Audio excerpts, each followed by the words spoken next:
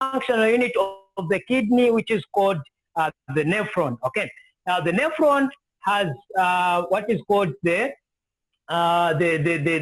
renal corpuscle. Okay, renal corpuscle, where we have the Bowman's capsule and the glomerulus. Then we also have the renal tubule, where we have the proximal convoluted tubule. We have the loop of Henle. Then we have the proximal, the distal convoluted tubule. Okay, so we have the ascending limb, the descending limb, and the ascending limb, and so on. Okay, now the arteriole, the blood vessel that is taking blood to the glomerulus, is what is called the afferent arteriole. Okay, that is the blood vessel taking blood to the what? To the Bowman's capsule. I mean to the glomerulus. Okay. Then the blood vessel that is taking blood away from the glomerulus is what is called the efferent arteriole. Now, this afferent arteriole passes through a set of cells, okay? Just before it reaches the what? The glomerulus. There's a group of cells called the juxtaglomerular apparatus. Okay, let me write that in full. Now, if you check, the word juxta means next, okay? So I say juxtaglomerular apparatus. Okay, juxtaglomerular apparatus. Now it has several number of cells. There are other cells that are there. Okay, they are like messenger cells, the juxtaglomerular cells, and so on. Okay, I think there should be about 3 types of cells that are contained in the juxtaglomerular apparatus. Now, what I was saying is that as blood is passing through the afferent arteriole to get to the glomerulus there, this juxtaglomerular apparatus detects the pressure of blood. Okay, detects the pressure of blood in the arteriole. Okay, so if there is let's say low volume of blood which is going through the afferent arteriole, it means that there's going to be less pressure. Okay, if there's less pressure, then this juxtaglomerular apparatus detects that there's reduced blood pressure. That would be the assumption that the whole body is not receiving enough blood. So what happens in that case?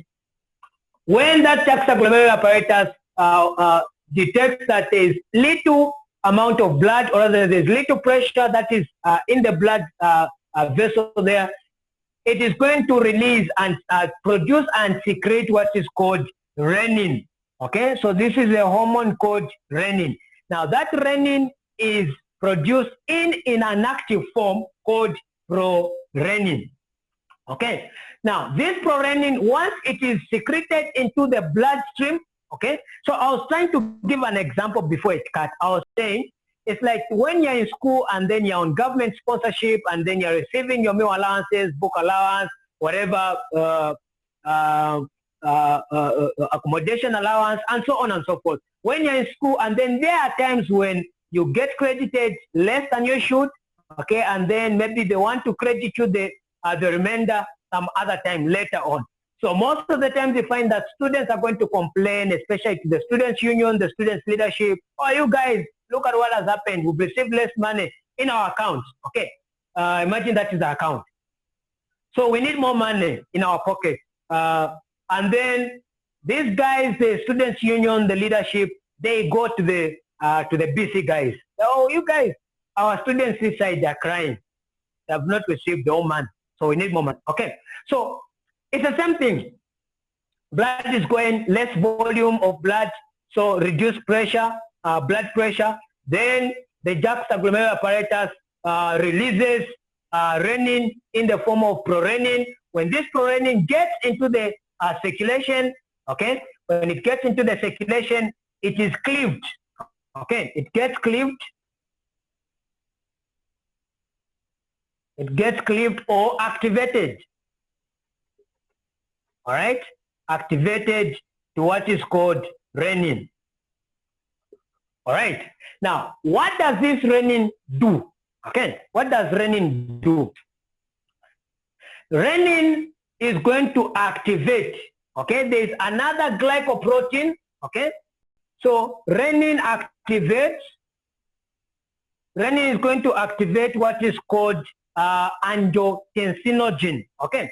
So angiotensinogen is simply a hormone that is produced in the liver, okay? In the liver. So it is going to stimulate or rather activate angiotensinogen to angiotensin 1, okay? So renin will activate angiotensinogen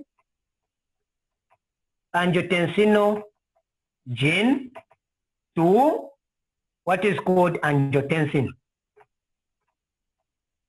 1, okay? Now, this angiotensin 1 is not so much important, okay? It's not very important. It has a very short half-life and everything, so it doesn't contribute much. Then, so I said that the juxtaglomerular cells produce renin in the form of prorenin.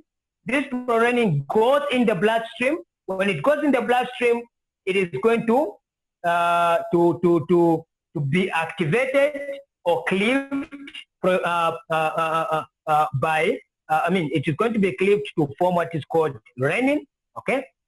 Then this renin in turn is going to activate angiotensinogen from the liver, okay? So it is coming from the liver. So it is going to activate angiotensinogen to what is called angiotensin 1, okay? Then later, this angiotensin 1, where do I write? Okay, let me write it here properly. So we have renin. Okay, let's say prorenin.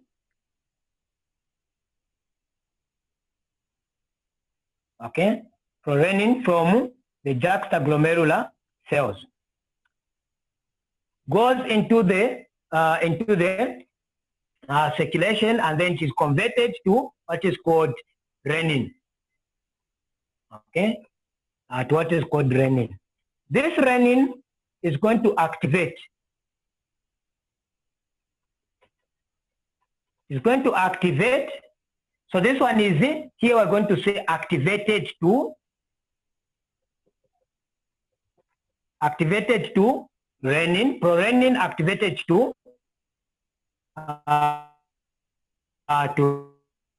renin, okay?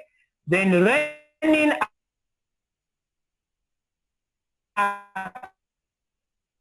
activates angiotensinogen, okay? Angiotensinogen is from the liver. It is going to angiotensinogen is called angiotensin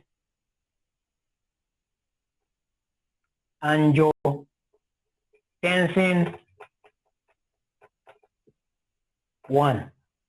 Now, if you look at even the name of that hormone, okay, of that hormone,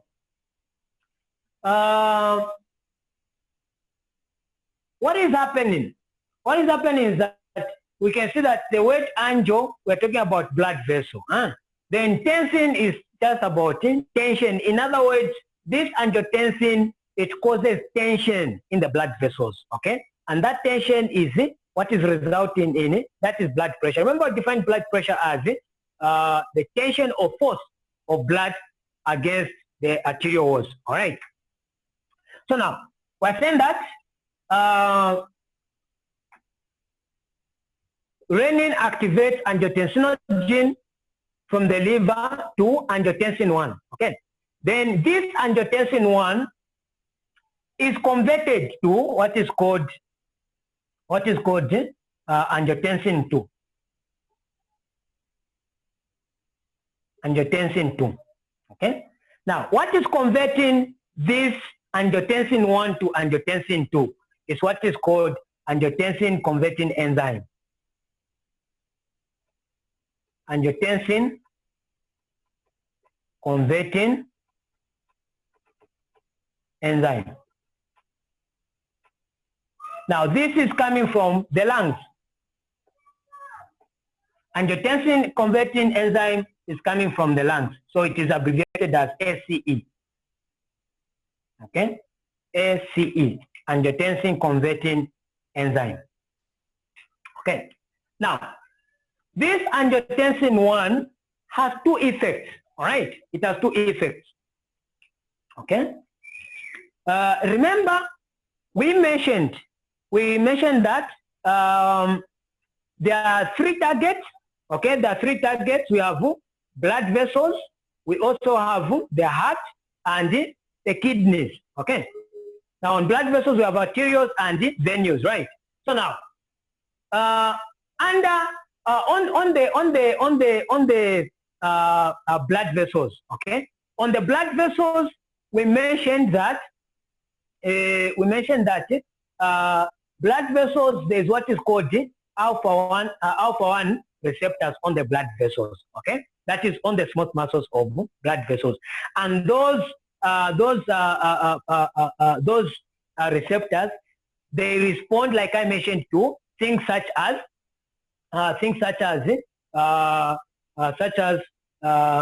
noradrenaline and angiotensin 2. So once this angiotensin 1 is converted to angiotensin 2, this angiotensin 2 is going to have two effects. Okay, it's going to have two effects. So the first effect of angiotensin 1, okay, the first effect of angiotensin 2, sorry, is that it increases, or rather it causes what is called the vasoconstriction. Okay, it causes what? Vasoconstriction. Remember, like I mentioned, angio means blood vessel. Tensin, we're talking about tension. Okay. So it is going to cause what? It's going to cause vasoconstriction. Vasoconstriction, it means that the space inside the blood vessels has reduced. Now, when we reduce that space in the blood vessels, it means that we have increased the vascular resistance. Remember, we said that BP is equal to stroke volume multiplied by heart rate multiplied by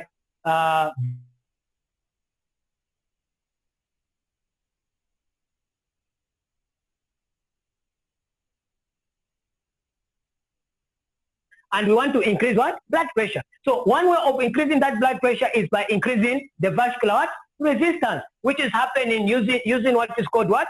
Angiotensin 2, which is going to act on the smooth muscles of blood vessels. And on those smooth muscles, we have what is called the alpha 1 receptor. So this angiotensin 2 is going to act on the alpha 1 receptors in the blood vessels, and then it is going to cause vasoconstriction. When there's vasoconstriction, there's going to be increased vascular resistance. Okay, so this increases vascular resistance, peripheral vascular resistance, which in turn increases the blood pressure.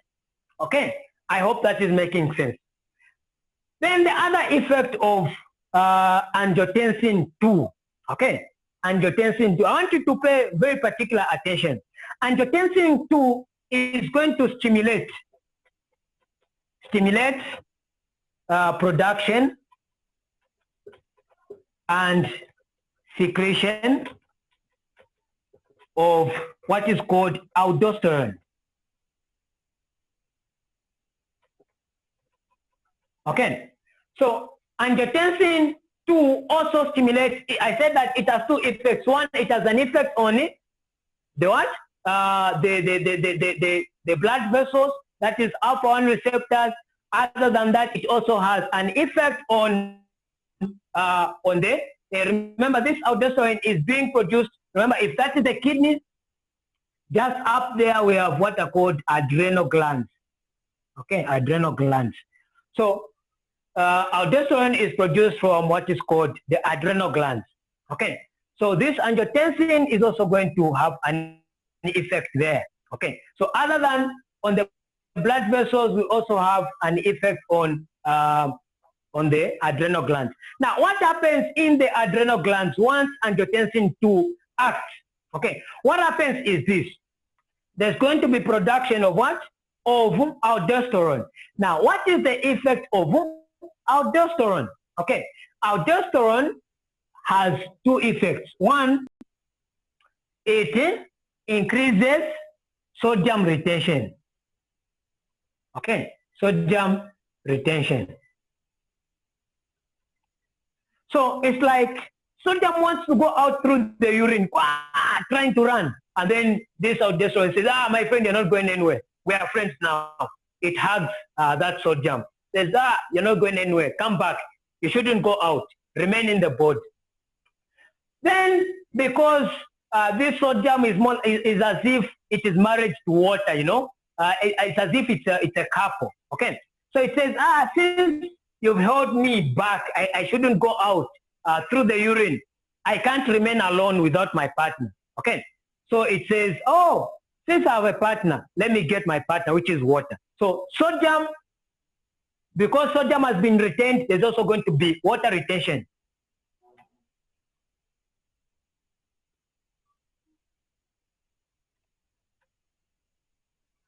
Okay. So we can see that because the sodium, remember, sodium, if you look at the contraction of the heart, this sodium, it has an effect on the heart, in the contraction of the heart. When you look at the cardiac cycle, you look at what is called what is this again? The depolarization in the heart and so on. Okay, so you find that sodium is involved. Then this water is going to increase because you've retained more water. Imagine if you're urinating a lot, like you're passing a lot of urine, you're not even drinking water, passing a lot of urine. In the end, you find that you're going to have very little water in the blood, and then you are going to be dehydrated, you're going to have hypovolemia and everything. So this aldosterone, one, it increases sodium retention. Whenever sodium is retained, even water is retained. Then other than that, what happens? It reduces, or rather it increases potassium secretion. Okay? So potassium is going to go out. Instead of potassium remaining, sodium going out, then what happens is the opposite. Sodium is retained, potassium goes out. Okay? So those are some of the effects of aldosterone. Okay? That's why it is referred to as a salt hormone. Salt and water hormone. Okay, so that is about, now what I've described here under the kidneys, as we are talking about the kidneys, what we have described here is what is called the Renin-Angiotensin-Aldosterone System. Okay, I don't know if you've heard about it, the Renin-Angiotensin-Aldosterone System. Very simple, right? Renin-Angiotensin-Aldosterone System, or what is called the RAS, not Rastafari, whatever, no, the RAS. Okay, the Renin-Angiotensin-Aldosterone System. I'll go through the Renin-Angiotensin-Aldosterone System once again. So it's like this. Blood is going to the kidneys, and then it passes through the afferent arteriole. The afferent arteriole is just next to, or rather it passes through the juxtaglomerular apparatus. In the juxtaglomerular apparatus, we have a group of cells called juxtaglomerular cells. And then after that, next to that, we have the glomerulus. So in a case where there's less blood passing through the afferent arteriole, the juxtaglomerular cells are going, the juxtaglomerular apparatus is going to detect reduced blood pressure. When it detects that, what is going to happen is that the juxtaglomerular cells are going to produce what is called renin in the form of prorenin, which is the inactive form. That prorenin is going to go in the bloodstream. When it goes in the bloodstream, it is going to be cleaved, or it's going to be activated, what is called renin. Now, renin is going to activate a hormone from the liver called angiotensinogen. Okay, angiotensinogen is going to be activated. It's a glycoprotein. It's going to be activated to what is called angiotensin 1. Okay, angiotensin 1 has very little effect, and we don't usually pay attention to it. I'm not saying it doesn't have an effect at all, but it has very little effect. In fact, the effect of angiotensin 1 is opposite to the effect of angiotensin 2. Thank God it has very little half-life. So in other words, instead of causing vasoconstriction, angiotensin 1 causes vasodilatation. Okay.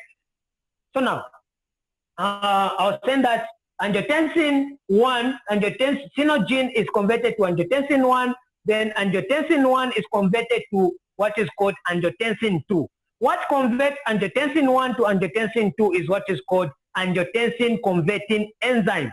Where is angiotensin converting enzyme produced? It is produced from the lungs. Okay, so you should know the other function of the lungs other than just breathing and everything, busy breathing. No, there's also the other thing that is production of angiotensin converting enzyme. Okay, so now after angiotensin 1 is converted to angiotensin 2, angiotensin 2 has two effects, or rather two functions. One, it has an effect on the blood vessels. Remember, the blood vessels, the smooth muscles, they have what is called alpha-1 receptors, which respond to angiotensin 2. Okay, when angiotensin 2 stimulates alpha-1 receptors on the blood vessels, it is going to cause what is called vasoconstriction.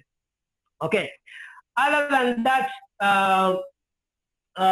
it also causes what is called that is on the adrenal glands. It also causes what is called it also stimulates the production of what is called aldosterone.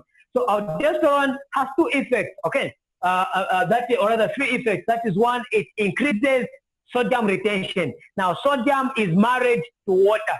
So whenever sodium is retained, even water is also retained. They are both quarantined in the kidney. Okay.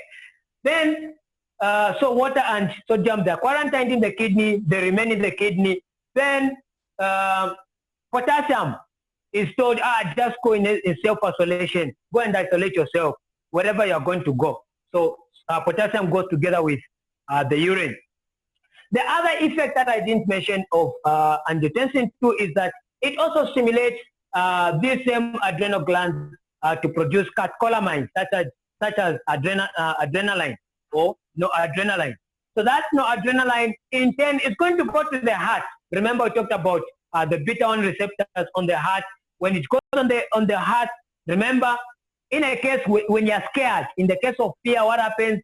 You find that your heart starts beating fast. Okay, so because of that, angiotensin 2 also causes the release of catecholamines. So it is going to go, those catecholamines such as adrenaline, they're going to go to the heart. When it goes to the heart, it increases the force of contractility. It also increases the heart rate. Okay. So remember, we talked about contractility as well as heart rate in our formula for blood pressure.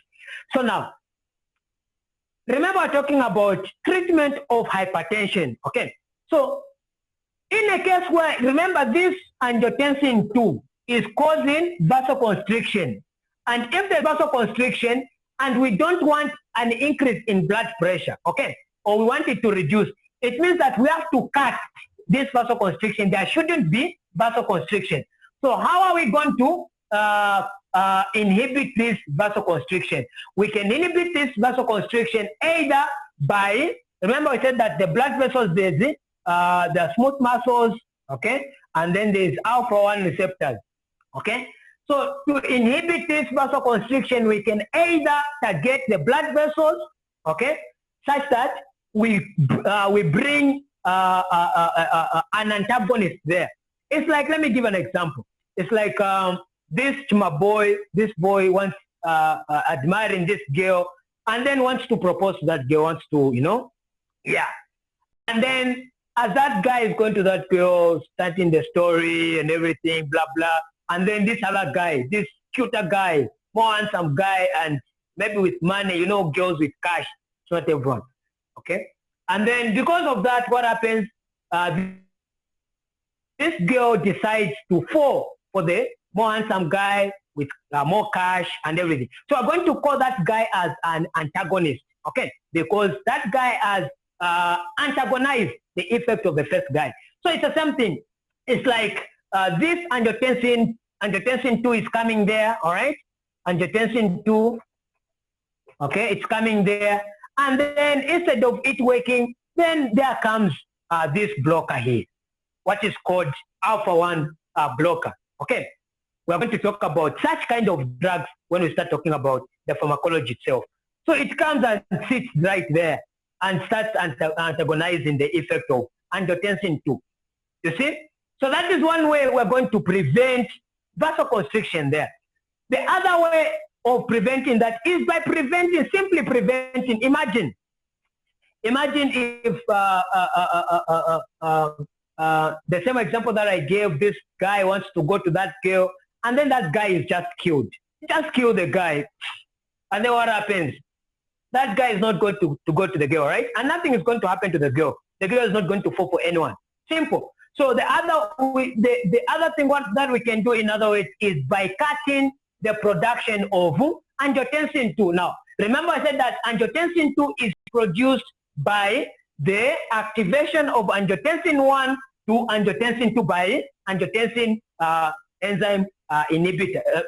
By angiotensin converting enzyme. Okay. So in other words, we can cut this process of conversion of angiotensin 1 to angiotensin 2. How can we cut that process? Is by making sure that this enzyme does not work. Okay, so that's why we bring in what is called angiotensin enzyme converting inhibitor. Angiotensin converting enzyme inhibitor. Okay, ACEI, angiotensin converting enzyme inhibitor. So this angiotensin converting enzyme inhibitor will make sure that that guy, remember, like I was giving an example, this guy has a lot of money, maybe has a car, drives the father's car, probably the father gives him a lot of cash and everything. So what happens?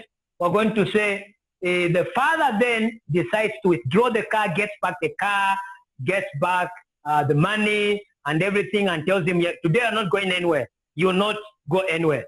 So that guy decides he cannot go to the girl. So what happens? This angiotensin 1 cannot be converted to angiotensin 2. So this angiotensin 2 will not be in supply and go to the to that portion of the blood vessel. Okay.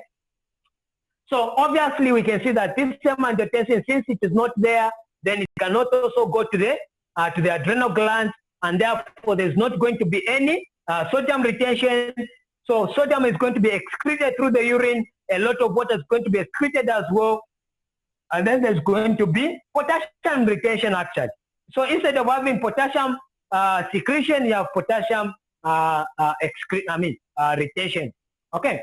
So that's how we play around with these things.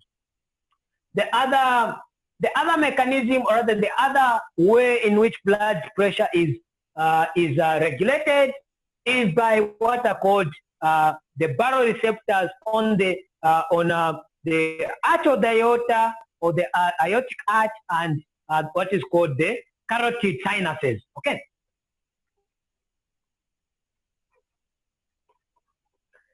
Any question before I proceed, by the way? Any question?